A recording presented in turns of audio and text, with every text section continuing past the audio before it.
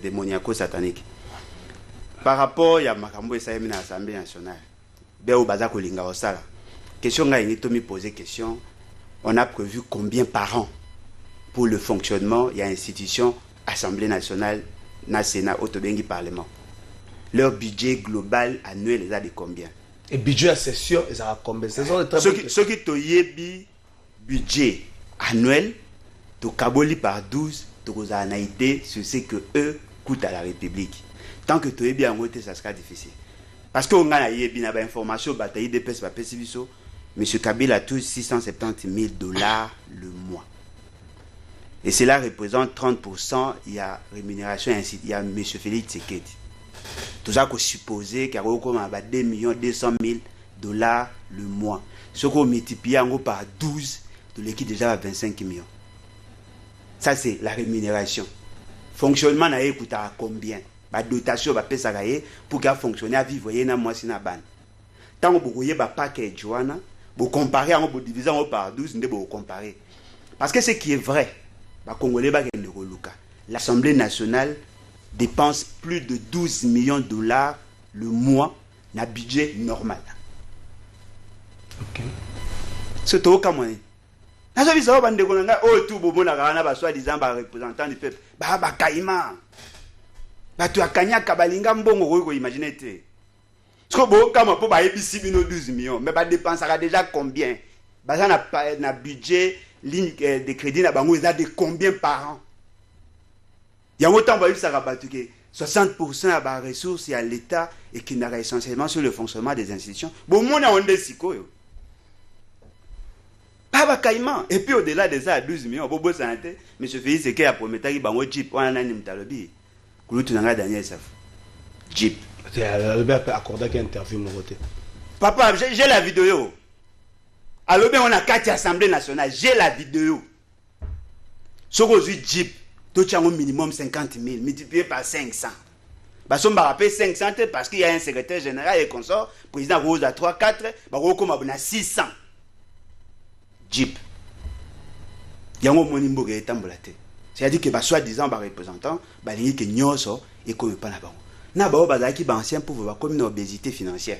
Même pas une année, même pas 2 ans. Mais là, ça la rasco pas ces années. Colonel a eu pour matin $250. Alors ça l'effort que biso bateau aux allés à poto na syndicat à ça la terre effort beaucoup commissaire atteint à $250. Mais voilà, cette association a union salée sacrée démoniaco diabolique. Ba obimisa 12 millions de $. 12 millions de $ pour une session extraordinaire. Et l'objectif, c'est juste pour nommer et élire les membres du bureau. Mais ce qui bazalaki na mayele ya gouvernance obiso benga gouvernance précautionnelle. Benga basalini et bunga ki balongula mabunda avant clôture ya session ordinaire. On allait tout résoudre. Merci. Mais voilà, l'improvisation, pourquoi? Parce que saut d'humeur, M. Félix Tshisekedi veut se donner une majorité. Merci, sans qualité, sans quantité, sans nini. Lorsqu'on dit 500 000 $ pour l'élection d'un nouveau bureau, est-ce que vous avez planté le Congo dans la province? C'est 500 personnes qui vont voter bureau 500 000 lectures. Ndeko Kalafai, oebi na mboka na biso ndenga alobaka souvent il faut refondation ya politique congolaise et salama. Pourquoi na lobaka bon? Soit zo ba bon batu mingi baloba oh non ozo attaquer ba kulutu ya kala o déjà ba zumisisa na politique consommer non. Pourquoi na lobaka yango? Parce que il faut to réorienter autrement politique congolaise. Ça dit c'est comme si les politiques congolais ne travaillent pas en réalité pour l'intérêt du peuple. Or, en réalité, un député national, c'est un représentant valable du peuple. Représentant ya yambo ya population de député national. Yango mwe babenga yango temple de la démocratie, temple de la représentation nationale. Assemblée nationale oyi komona. Mais yoka ba chiffre zo pesanga. Ngana yi nango mobimba na yi na kaneva na rubrique mobimba awa. Mais na boy ko banda ko kota yango étape par étape. Pour ba congolais ba kokolela. Fonctionnaire de l'état futamaka combien? Ti lelo. directeur na fonction publique afutamaka combien? Soldat afutamaka combien? Policier afutamaka combien? Aujourd'hui dans le secteur enseignement, il y a des problèmes pour même les nouvelles unités. Deuxième palier, on va le côté en vigueur. Il y a des problèmes sérieux, même pour la gratuité enseignement. Surtout que même sur les plans, dans le secteur agricole. Agriculture, dans le secteur agricole, n'attend un rapport moko international sur les plans agricoles. Au Bachaki RDC parmi les pays où il y a terre fertile. Mon frère, mbongo wane ko kota tate po ete bandeko ya biso bazwata ba biloko to benga matériel po ete agriculture ngo salama po ba sala yango. Est-ce que yi mosolo ba ko tia yango tata moi muke ko tata na rubrique moko ba fonctionnaire de l'état. Mais yoka kuna bango okinde ko aller admissible révélation mususu alo ba bakisano ba jeep. Sans compter makamoto monaki ya nyakunya kwa ba corruption awa pour na débauchage misu ba ganga 55 millions. 55 000 $. Ce papier cité côté mususu. Ça veut dire sur le plan général, on doit refonder la politique congolaise. Il y a un problème. L'immoralité politique. Et comme on a le roi Ngouba, on a bien arraché de chapelet, et comme on a normal. Et on a le roi Lipa. T'as même sur le plan économique, il y a un problème. Lipa et Zomata, Tamukia, Priezomata, Loso, Saki, Priezomata, carton à poulet, même à appeler son fonctionnaire de l'État. C'était tout un problème. Alors, mais aux hommes on misusu, au kuna ba doté autant bon au budget. N'a pas autant ba chiffon parce que moi ils ont fait péter la tête. Moi j'étais en train de dire ça dans les médias, na ba sortie médiatique na nga ya nous uti ko le kanande ko lo bango été bureau d'Ajoana ba ke kaka te pour na mission au ba bazo lobela oh non provisoirement d'abord pour organiser l'élection définitive à bureau. C'est là. Pardon. Non, précision. Nga ndeko lo bango ete bandeko wana bakenda ki pekuna pour l'intention ya ba gérer na mosolo. Voilà, c'est ça la réalité. Merci. Les preuves sont là. Merci. Non, ndeko ale nga so na mama mboka na linga TFCC. Non, parlons Congo. Si vous parlons Congo papa.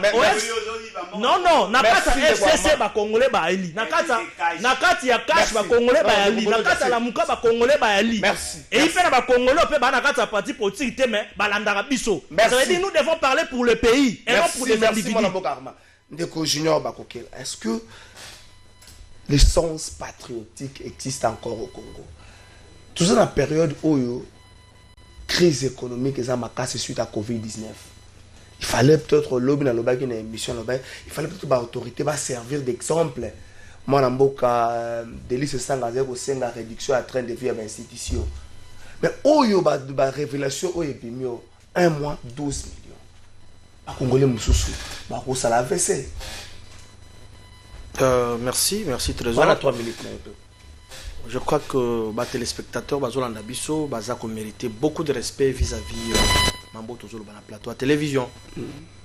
Je ne suis pas d'accord avec mon frère Alain. Pourquoi je le dis? Parce que tant que il faut qu'on apporte un argument solide au Batubakoyo, c'est l'intellectuel qui parle.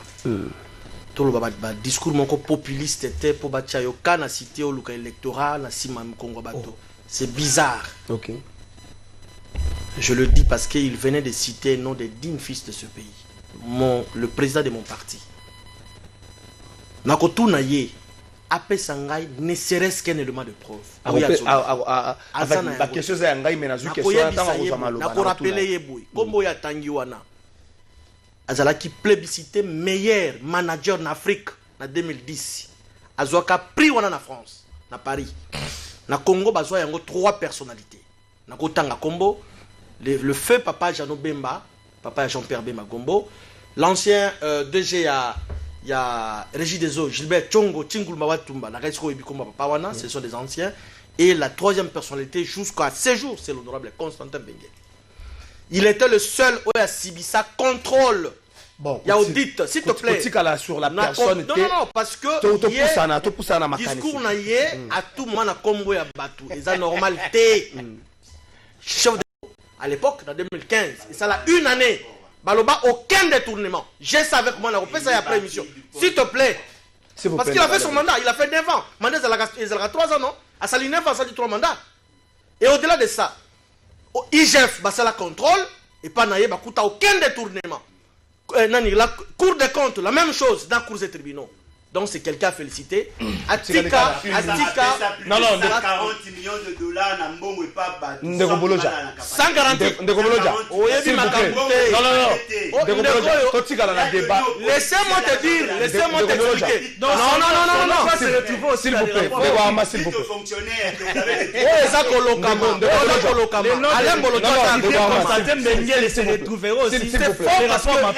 plaît. Ça on a la micro te tu kana expliquer tu kana non yebité s'il vous plaît laissez-moi parler laisse-moi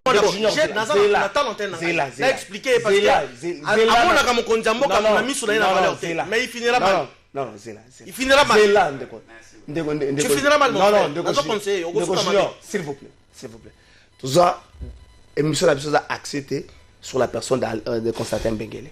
C'est lui qui a commencé, je ne peux pas accepter cela. S'il vous plaît. Yo moko lo baki atango zaki malaba bandeko bazota la biso. Et monsieur a caractère pédagogique bandeko bazota la biso. Neto sala émission ngape ba lakisa ngape bazota la ngai. Bana classe ngape bazota la ngai. Donc totikala na makambo ya mboka. Il est derrière le matata ba pesa ka mbongo po alo ba n'importe quoi. C'est bizarre, je ne peux pas accepter cela. S'il vous plaît. Natuna ki omotuna sur l'Assemblée nationale na budget nango aujourd'hui temps na ya réplique ya 3 minutes ko yo ke 3 minutes so l'exista ki nazo pesa ma ba obeta liso s'il vous plaît faut que je parle il faut pas à comprendre parce que on a lokama ce n'est pas normal non ne quoi s'il vous plaît to bébé c'est émission aujourd'hui temps na nazo pesa 1 minute obeta liso ya Assemblée nationale to suki savana to tika ko sa fixation sur la personne de Constantin Benguele de ko boja lobaki yo po lobi to suki siwana de comme Assemblée nationale on a 1 minute to ça alors je disais dans la respect ming na ba téléspectateurs mais si prochainement vous m'invitez dans plateau na pour na kutana bato baza na immoralité le je peux pas accepter cela non bon je disais je le dis sincèrement non alors vous savez la sanction ya bangala bino mi bala na ko retirer on est immoralité s'il vous plaît laisse-moi parler alors là répondre à la question na yo s'il vous plaît alors Makamba Parlement nous tous nous sommes personnellement je suis très choqué mboka tous autres traversé tout ça la crise de la Covid-19 économie en mboka za olambo za kokita. Bon, moi je pense que c'est trop dur même de discuter sur plateau de télévision. Il y a eu des sessions extraordinaires de ces cas dans mboka na biso. Écoutez combien c'est quelque chose va se référer na yango. Et puis doter bango budget wana 12 millions de dollars c'est trop. Mais aussi nous déplorons les comportements il y a indiscrétion, c'est pas normal. Les documents où tu as parlement et qui est dans le gouvernement et qui est dans différentes lignes budgétaires. Lorsqu'on a disons côté bakane ko déposer mais comment est-ce que ebimi na place publique donc moi je dirais on est allé ba ennemi à République bazali à tout moment ko luka ba discréditer vision ya mokonzi mboka parce que la personne visée est la chef de l'État. Pour dans l'année on a battu Congo koyoka baloba o ndeko alliance loba tout ça c'est que luka ba porter discrédit na gestion ya mboka o mboka zui ligne ya malamu. Ce n'est pas normal. Nous devons respecter comment dirais-je règle d'hygiène. Ce n'est pas normal que mon document bimi na parlement en toute discrétion et comme le gouvernement qui est bimaga libanda on les a bien bandé quoi FCC ou bazali na mal positionnement comme ko luka ba porter discrédit na merci la gestion mboka ce n'est pas normal. Et ce on se rappelait encore année passée les solo il y a 7 millions il y a congrès ndenge sa ki makelele na mona ki batu babimaki na balabala pour les solo à 7 millions ya congrès ba congolais ngala osenga binote bo na balabala na je peux pas faire appel wana mais silence au beau garder pour les kamba 12 millions mais 7 millions 12 millions on dirait 5 millions de surplus c'est vrai congrès congrès salama en une journée session extraordinaire au salama dans un mois est-ce que yangonde a pesé tension à batute tiki biso na silence wana je ne sais pas nous répondre à place à batute mais ndeko Jean-Louis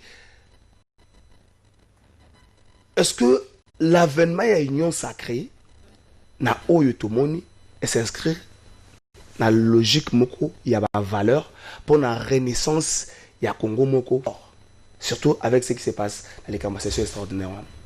Ndeko na kobanda nano na questionnement oyo ba peuple bakoki komituna na bandeko nanga tozana bango na plateau na yo. Avant 2020, pendant 2020 égale après 2020. Pona nini nalobi bongo?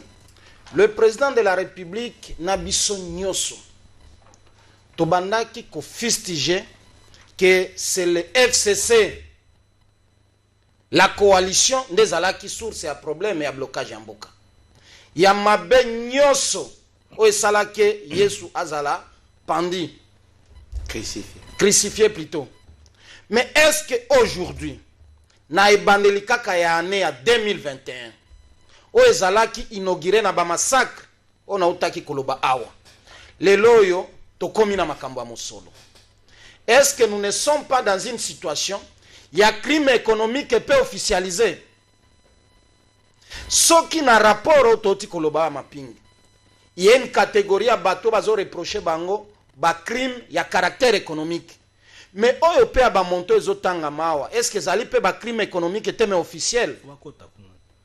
Nous devons nous interroger sur ça.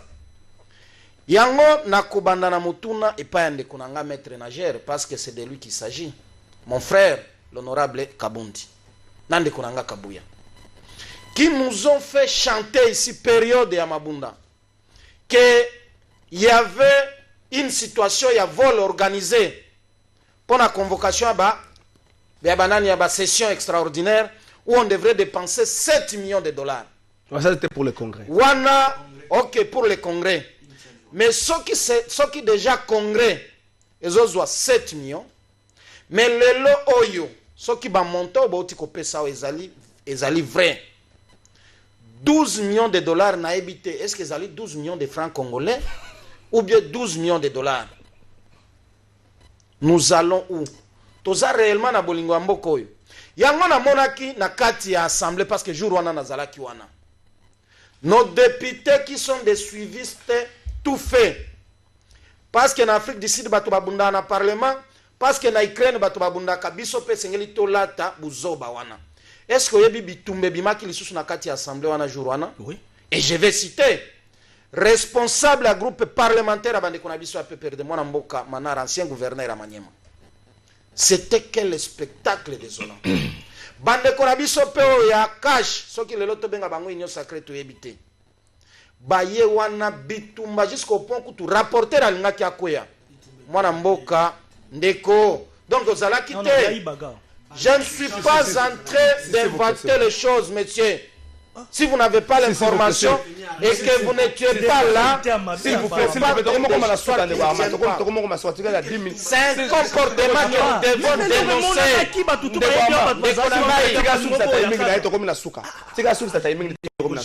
S'il vous plaît, la surprise qui on a ndeko Jean makambo sale manakati hémicycle les ali valeur ou bien sengeli to condamner. Nous devons condamner ça, c'est inacceptable. Ce qui en 2020-2019 tu assisté qui na babitumba na katiama. Est-ce que en 2021 faut-il continuer à assister à babiloko wana? Et c'est là où nous disons nous n'avons pas réellement de vrais représentants. Non. Nous devons nous remettre en cause et c'est une leçon où la population doit tirer toutes les conséquences. Que en 2023 parce qu'il y aura élection. Oui. Comment expliquer batu auto bando regretter lobby que baleka qui na tricherie mais aujourd'hui ils sont devenus des saints de la République. Mais t'as le comportement dans la carte hémicycle. Donc en 2023, parce que Mokonzi Mboka l'a dit même dans son discours, il y aura élection. Ce qui est une bonne chose. Nous devons avoir un comportement conséquent. Peuple congolais, tant que nous sommes maponami, parce que ça va de soi. Na survie na biso. Oh lelo, 1 kilo à mi panzi comme 8500. Merci Jean-Louis. Merci ya tomate lelo kolobate. Tala avatoya wa mbula yuti obetati. Au moins une situation à Willery. Merci, est-ce que nous sommes administrés dans la ville de Kinshasa? Merci, merci. Lobi na pesa communiquer bandeko ya ONG, tutika na moi quelque na pesa bandeko sur loba. ONG ozo sunga batu nyoso basali 20 ans de vie commune sans pour autant babalana civilement. Ça pour autant l'état et babino ke bo balani, bo se kendaki na système o yaka to vanda. Lobi bandeko ONG babibo bengi mingi babite bo sala ba message roko ma message normal roko ma pe na WhatsApp na numéro wana tango okoma kuna lelo ni okoma okomi kombo na yo papa komba ya mama okomi âge na bino mibale okomi nombre ya bana boza nango okomi bane o bosali na yaka tovanda oprécise pe soki mbongo ya dot opesaki te bandeko wana baza kosunga bandeko nyonso oyo baza na problème wana po bamama nazobeta mingi sete kota ya bamama botia pression yo yebi ke bovanda na papa bokenda na communauté bokenda na l'état te botia pression po lobby yebi na kisasa ndenge bamama bazalaka mingi osomba ndako po soki yo oza te biso na bana tozala na esika ya kovanda mais soki yo oza te eke na l'état bayebaki bino te famille akosala mpe kaka soki yo oza te numéro ezali 099 069 3009 na bandeli 099 069 3009 donc 099 06 93009. Merci, je crois que beaucoup mieux en ondé quoi les bolo tu on a 1 minute 30 bandeko so 1 minute 30 souki ça. Est-ce que na makambo tozomona on peut dire que union sacrée ezali nzela oyo et que kotombola. En fait, je n'aurais pas dit kotombola mais poser les fondamentaux de développement pour la République démocratique du Congo 1 minute 30 sur qui ça. C'est plutôt un malheur. Parce que les associations, il y a bateau, généralement, de manière générale, immoraux. Des gens qui n'ont plus de valeur. Bateau, babunginzela. Negonanga, baoti go ebisanga ke mutumo ga ebisi na ba député, ceux qui ba pesi bino mbongo bozo abolia. Les ambongo ya République. C'est-à-dire que même na niveau ya bateau, ba décideur bazali capable ya kosa la promotion à immoralité. C'est très décevant. Ba député oyo ba teki milimo na bango pona ba jeep, ba 7000, ba 14000. Ba gouvernement oyo koza constitué na ba ancien criminel, na ba criminel patenté. Vous sangisi bango nyonso wana, vous pensez que loka malonga et oyo ko bimesi ka wana. Non. Et logo ezali pas ces ezali que le mauvaise pratique toza ko mona ngolelo. Na pesi un exemple, na otu ko yoka un groupe de gens bazolo bela makambo ya je crois ministre il y a fonction publique groupe naé bazolo ba ke ba se désolidariser naé parce que yé a boy ko soutenir Félix Tshisekedi. Ça c'est du chantage. Ministre de la fonction publique à la ligne ministre a koki ko kota na ba question politique té. A koki ko kota na ba débat politique té en principe. Et puis au-delà de ça, l'institution président de la République elle est dirigée par la personne du président. A koki ko créer regroupement politique T. Sans oublier que tous allez déjà le un problème 30 secondes en éthique. Tous allez déjà le un problème, il y a motion à censure. Il y a premier ministre. Nana longwete. Et puis le mécanisme constitutionnel est connu. Bala ko sa makamunanko en dehors de la constitution. Merci. La solution est la seule.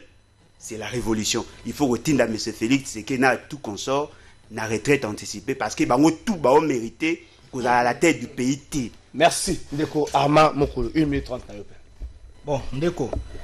Ya liboso d'abord il faut na qui sa précision mouké parce que je suis cadre de la Convention de Congolais Unis. Donc il revient à moi de donner des précisions sur ça. L'honorable Lambert Mende, c'est un Congolais comme tous les autres Congolais, azan a droit. Yakoya la paix na responsabilité à Mokumba Moko quelque part loko la ba Congolais nyonso le roi ndeko Junior le roi ndeko Ale le roi Langai le roi ndeko na Mosusu. Donc basola gi makambo mingi na mukonzi ekolo loko la ba Congolais notamment makambo ya LMC ba bateau il faut ya basola gi makambo insécurité pe na Sankuru mais aussi mokonza moka betaki c'était pour na union sacrée expliquer ka pesa ki vision union sacrée ndé mokonza biso a CCI à consulter surtout au siéger pour tous les décisions sur les. S'il vous plaît, voilà. S'il vous plaît. Et puis nalingana ba pona makambu ya rapport mapingwana. Oui, nga naza contre impunité. Naza parmi bato yo na telemi la impunité. Mais quand si rapport maping ezala na ba investigation moko sélectivité. Et à la rapport na bato moko boete misu ba tche ba ona mupandi. Même des gens o ba parti ba pe na ba crime économique ndenge ko ala uti ko beta 7 ans. Nga na tanga ba kombo penza te mais ba yali. Même ba oya mikolo yo va récupérer bango pe na bakota bango parce que nous voulons que le Congo puisse gagner. Alors na kolinga ete makambo ekende pour être justice et tombola la nation. Donc je suis d'accord rapport et ça musana mais quand c'est à la teke ba osango na pona batu misu ba compte à rendre ou soit politique gouvernementale et kota na kati peut na ko influencer yango pona batu misu contre batu misu pour batu misu ba me refréner non.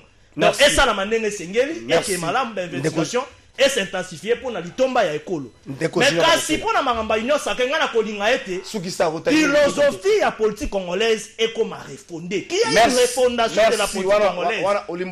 Tout réfléchir na ndenge mosusu po ete mboka ke liboso. Politique ya politique individu non. Merci. Merci. Congolais bayebi union sacrée eza déjà na koyebisa na bato bazana na compréhension dans le sens propre à union sacrée eza ce n'est même pas un regroupement politique au ndekonanga lembo lo jauti koloba. C'est une vision. Mokonzi Mboka a sali regroupement politique T. Le président Félix Tshisekedi a sali regroupement politique T. Ce n'est qu'une vision où il y a 5 Congolais libres. Ils sont librement, à des yeux libres. Ndekola mer mende ba bendi na singate na convocation T, il est venu, il est allé lui-même voir le chef de l'État. Mais il est chef de l'État. Mais oui, c'est ça. Donc, il y a pas de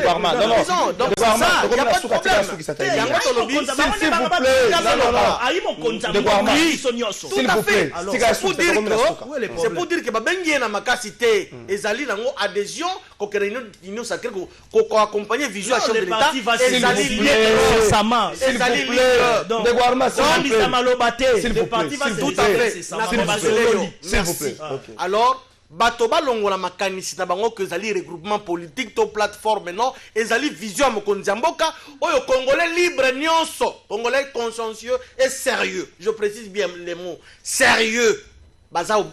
Nous sommes obligés à accompagner mokonzi mboka na vision na pour l'épanouissement ya mboka. Ça n'a rien à voir avec bandeko Alain Obaza et mutema mabe politique otozo sala lelo et comme ya mutema likundu oyo Alain Bolojo sa yango c'est pas normal. Merci bandeko nanga bangala mi bino mbale bo comprendre bangala bango so sans eza chaud oya lobby oya zongi si mais si c'est quand même la qui pour la président Félix na kolinga jamais pas au propre pas mokonzi mboka non parce que ça na bonne ligne non la vision malamu mboka le pays papa mokonzi mboka na biso qui gère le pays président Félix nous sommes obligés de l'accompagner s'il vous plaît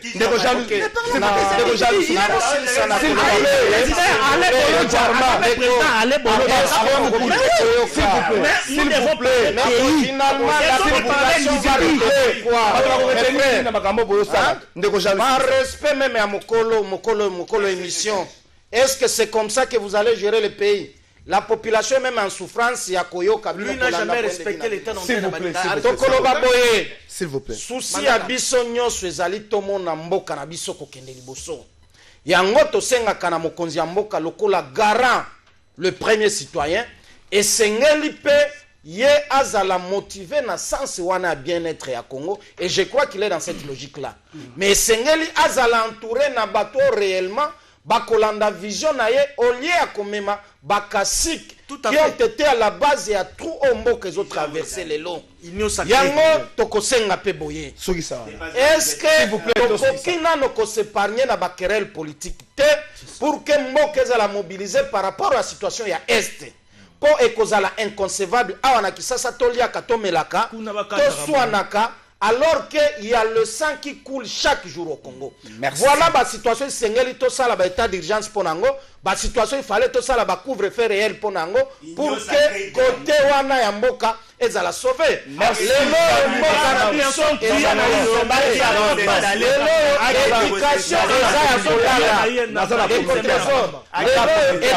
est à Kolala. Quel avenir pour le pays? Merci Jean-Louis. Nous sommes en train de tuer le pays. Ou bien réellement merci Jean-Louis. Merci Jean-Louis Massomango. Amamoukoul merci. Allez Boloja merci. Jean Barokela merci. Jean-Louis Massomango merci. Tout ceux qui s'y émission na biso mukololelo. Na rappeler numéro pour na bande koana 099 069 3009. Bande ko nyoso yo bosali 20 ans de vie commune bobala na onte. Botinda ba message na numéro wana ba ko songa bino livre pe allez Boloja. Yango yo osombi yango $20 bosungi ba école ezangi baba ezo baba Congo ya lobby esengelinde to sungana kotuna teni ni konga osala pona yo merci la bino de kotali mokolo ya lobby yo mutoza mtema mabeti